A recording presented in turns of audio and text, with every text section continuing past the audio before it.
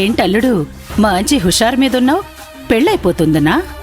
కాదు, పెళ్ళయ్యేలోపు ఏ ప్రమాదం రాదని. నీలవేణి అనే నిప్పురవ్వ నీ చుట్టూనే తిరుగుతుందని మర్చిపోయావా? అది ఏ క్షణంలోనైనా నిన్ను తగలబెట్టచ్చు. ఆ నిప్పు మీద నీళ్లు పోసి ఓ మూలను కూర్చోబెట్టాను. అర్థం కాలేదల్లుడు. కాల్చడానికి నిప్పు పక్కనే ఉందని తెలుసు కూడా నేనెలా నిద్రపోతాను? నా ప్రయత్నం నేను కూడా చేస్తాను.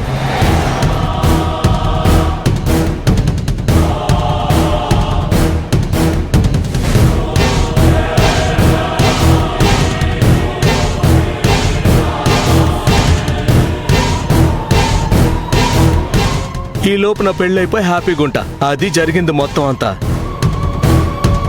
అల్లుడు, నువ్వు మామూలోడివి కాదు. పెళ్లి కాకముందే పెళ్ళాన్ని ఆటబొమ్మలా ఆడిస్తున్నావు. కొన్ని చిక్కులు తీరాలంటే కొన్ని ఎత్తులు వేయాలి కదా. నువ్వేసినెత్తు మామూలెత్తు కాదు తెలుసా? అంత గొప్పగా నేనేం చేశానంటావు? మామూలుగా మగాళ్లే ఆడవాళ్లకి దాసోహం అవుతూ ఉంటారు. కాని ఆడదాన్ని దాసోహం చేసుకున్న మగాడు మాత్రం జీవితంలో అనుకున్నవన్నీ సాధిస్తాడు.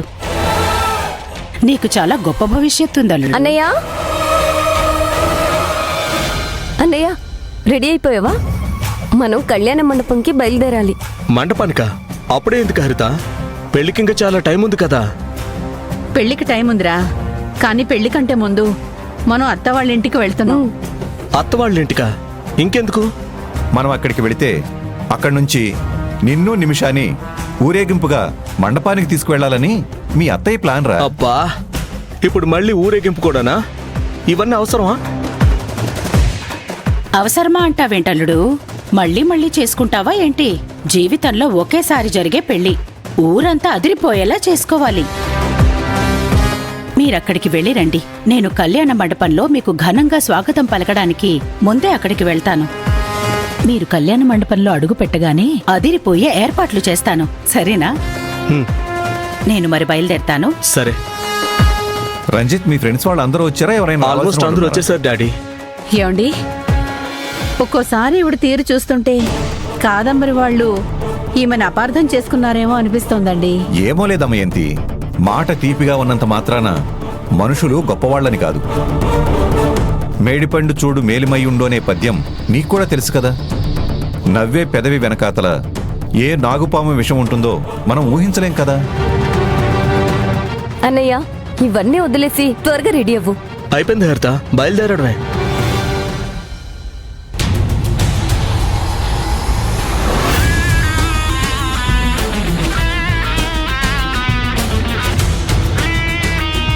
సార్, ఒకసారి మా తారక్తో మాట్లాడొచ్చా? వెళ్ళండి. Thank you sir.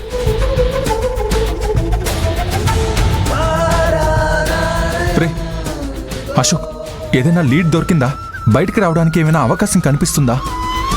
లీడ్ గురించి పక్కన పెట్టి తారక్, నీలవేణి ఫోన్ లిఫ్ట్ చేయడం లేదు.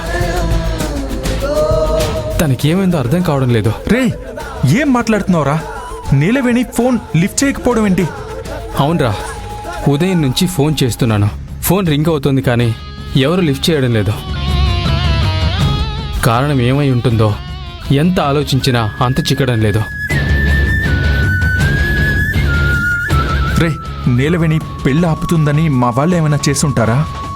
ఏమోరా, నేను అంత దూరం ఆలోచించలేదు. అదీ కాక మన వాళ్ళు, ఆ రంజిత్ వాళ్ళు కాసేపట్లో పెళ్లి మండపానికి వెళ్ళబోతున్నారు. అసలు ఈ పెళ్లి ఎలా ఆపాలో నాకు కూడా అర్థం కావడం లేదు. రే అశోక్, ఒకసారి ఎస్ఐ గారిని పిలవరా. ఓకేరా. సార్, ఎస్ఐ గారు, తారక్ సార్ మిమ్మల్ని పిలుస్తున్నారు. రండి సార్, ప్లీజ్.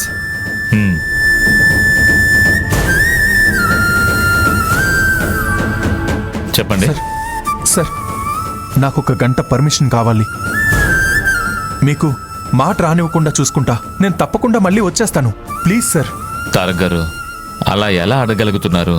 నేనెలా పంపించగలనండి? Sir, please sir. అవతల నా వైఫ్ చాలా ప్రాబ్లంలో ఉంది. వెంటనే నేను వెళ్ళాలి. అసలు తనకి ఏమైందో నేను తెలుసుకోవాలి. మీరు ఎంత రిక్వెస్ట్ చేసినా ఇప్పుడున్న సిచ్యువేషన్లో మిమ్మల్ని నేను బయటికి పంపించలేనండి. అయ్యో మీకెలా చెప్పాలి ఎస్ఐ గారు? ప్లీజ్ సార్, అక్కడ నా వైఫ్ ప్రాణాపాయంలో ఉండొచ్చు. ప్లీజ్ సార్, నన్ను వెళ్ళనివ్వండి సార్. ప్లీజ్ ఎస్ఐ గారు.